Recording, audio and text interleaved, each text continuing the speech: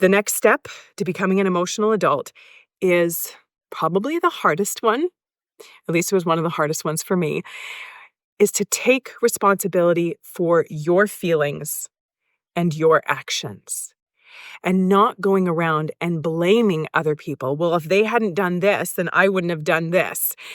And I see this so often with my children, and I think a lot of children kind of in this developmental stage where they are in the blame game. Well, if she hadn't looked at me weird, I wouldn't have hit her. Or if she hadn't put one hair in my room, then I wouldn't have gone in there and stolen all her things, or whatever that is.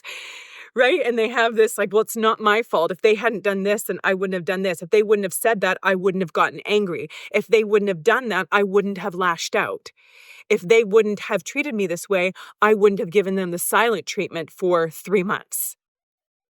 So really looking at that and being like, okay, instead of blaming them for my feelings, I am going to look inward and take responsibility for my feelings. I'm going to get curious about my feelings and notice what's coming up for me. And this can be a really hard one because it's so much easier to blame other people for thoughts and feelings and reactions than it is to look inward and get curious about what's coming up for us and why.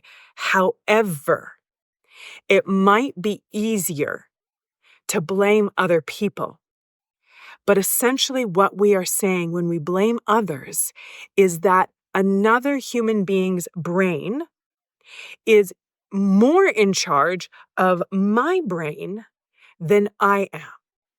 What comes out of somebody else's mouth from their brain, what somebody else's actions do from their brain, have more control over my thoughts and feelings than my own brain does. And if there's anything that's more disempowering than that, you let me know. So I say to my children often, you are in charge of your actions and your words. Your brain is in charge of not what somebody else does, but how you choose to react to it, how you choose to respond to it, what you do next. Nobody else is in control of that. You are always in charge of what you do next.